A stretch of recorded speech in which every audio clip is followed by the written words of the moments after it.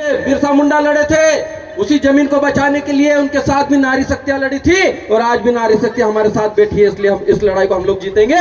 एक बार नारी शक्ति के लिए जोरदार तालियां बजा दीजिए। क्योंकि हम लोग कहते हैं कि आदिवासी समाज में महिला और पुरुष कंधे से कंधा मिलाकर हर संघर्ष को जीते हैं, हर लड़ाई को जीते हैं। और वो लड़ाई अंग्रेजों से थी और आप लोगों को भी याद होना चाहिए, इतिहास गवाह है कि हम उस कौम के वारिस हैं जिस कौम के लोगों ने अंग्रेजों के बंदूकों को नाक में दम कर दिया था और जमीनों को बचा लिया था। उस कौम के वारिस हम लोग हैं। तो हम लोगों को ये भूलना नहीं चाहिए।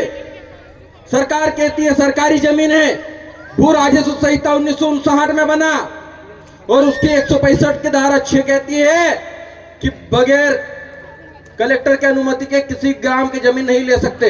लेकिन उससे भी पहले हमारी रूढ़िगत ग्राम सभा कहती है, अभी मुझसे पूर्व मांगू दादा ने कहा, ओंकार कटारा दादा ने कहा कि 13(3) का भारतीय संविधान का अनुच्छेद 13(3) का ये कहता है रूढ़ि का बल प्राप्त है, उसको विधि का बल प्राप्त है। उसके ग्राम सभा के बगैर कोई कलेक्टर भी आदिवासी क्षेत्र की जमीन नहीं ले सकता। तो सरकार की जमीन यहां कहां से आई? जब इस देश का सबसे बड़ा कोर्ट है सुप्रीम कोर्ट, उसने जजमेंट दिए, समता जजमेंट दिया, वेदांता जजमेंट दिया, उसमें कहा कि आदिवासी क्षेत्रों में सरकार की 1 इंच भी जमीन नहीं है। आदिवासी क्षेत्रों में सरकार एक व्यक्ति के समान है। तो वो कलेक्टर या सरकार आदिवासी के, ये बताए हमको।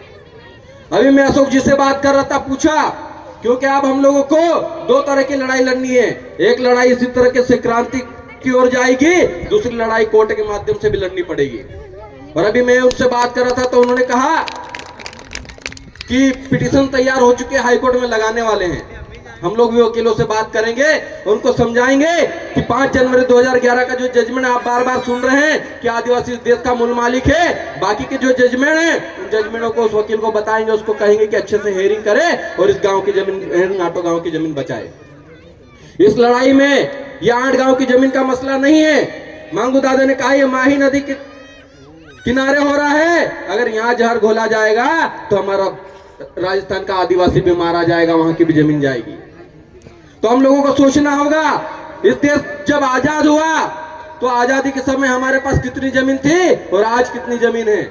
आज कुछ 3-4% के आसपास जमीन बची है जो जंगलों के रूप में है। उसको भी यहाँ के सरकार फॉरेस्ट रिजर्व के नाम पे तो कई कंपनियां खोलने के नाम पे उजाड़ देती है और आदिवासी को विस्थापित कर दिया जाता है। और आप लोग सोच रहे हैं कि कंपनियां लगने के बाद हमको रोजगार मिलेगा, तो आपके पास में या बदनाम और रतलाम में कितनी कंपनियां लगी आदिवासी जमीनों पे, वहां जाके पूछा ना कि कितने आदिवासियों को रोजगार मिला है? एक को भी नहीं मिलता है, किसी को काम पे नहीं रखते। हम क्या पकाएंगे? आज जमीन है तो आज जमीन पे हम लोग खेती करते हैं, अनाज पकाते हैं, उससे पूरा साल भर हम लोग चलाते हैं। अगर जमीन नहीं बची तो हमारी आने वाली पीढ़ियां खत्म हो जाएगी। सरकार है, ये जो केंद्र की सरकार है, ये सब मिलकर, ये सारी तमाम पार्टियां हैं, ये सब लोग मिलकर आदिवासियों की जमीन पे नजर बनाए रखे हैं, किस तरीके से आदिवासियों को खत्म किया जाए, आदिवासियों की जमीनों को नष्ट किया जाए। लेकिन हम लोग भी कमजोर खून नहीं है। हम लोग भी, हमारे पुरखों के डीएनए हमारे अंदर दौड़ता है। जिस दिन एक आदिवासी भी जिंदा बचा तो पूरी इन सरकारों को हम लोग खदेड़ के रख देंगे, ये कह देना चाहते हैं। लेकिन ये लड़ाई हम लोग संवैधानिक तरीके से लड़ेंगे। अब हम लोग संविधान पढ़ने लगे, हम संवैधानिक तरीके से लड़ाई लड़ रहे हैं, नहीं तो हम लोगों को टंटे और बिरसा बनने में देर नहीं लगेगी। इस बात को भी कह देना चाहते हैं। हमारे पुरखे जब हथियारों से लड़ रहे थे तब अंग्रेज भी हमारा क्षेत्र एक रिजर्व क्षेत्र घोषित कर दिया था। उस क्षेत्र में अंग्रेज भी नहीं घुसते थे, कहते थे ये आदिवासियों का क्षेत्र है, यहाँ पर आदिवासी जिस तरीके से रहना चाहते हैं उनको रहने दीजिए, हम लोग इनको छेड़ेंगे नहीं। अगर नौबत आई तो हम फिर वही करेंगे। और हमारे क्षेत्र को रिजर्व क्षेत्र, जो अनुसूचित क्षेत्र तो है, लेकिन जहां जहां पर हम लोग रह रहे हैं वहां पर हम लोग भी हमारे टोल टैक्स लगा देंगे, हम लोग भी हमारे दूसरे लोगों को नहीं घुसने देंगे। हम लोग चाहते हैं सब लोग मिलजुल कर रहें, लेकिन आदिवासियों को जमीन अधिग्रहण के नाम पे उनको विस्थापित करना बंद करें। आदिवासियों को अगर कोई जमीन बचाने जाता है तो झूठे केस लगाकर जेलों में बंद कर दिए जाते हैं। आज भारत की जेलों में सबसे ज्यादा आदिवासी बंद है, वो भी जरा छोटे छोटे केस में। तो अब ये थाने पे जाना बंद कीजिए, अपनी समस्या का निदान अपनी ग्राम सभा में करना शुरू कर दीजिए। जिस दिन आपने ग्राम सभा को मजबूत कर लिया उस दिन जमीन भी बच जाएगी, हमारे लोग भी बच जाएंगे। बस इतना ही कहना चाहूंगा। और एक नारे के साथ मैं अपनी वाणी को समाप्त करूंगा।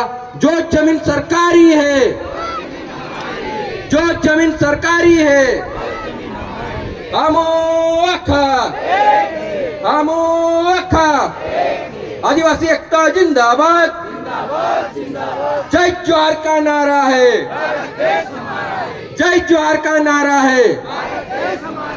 आपकी जमीन की लड़ाई में पूरा जयेश परिवार आपके साथ है।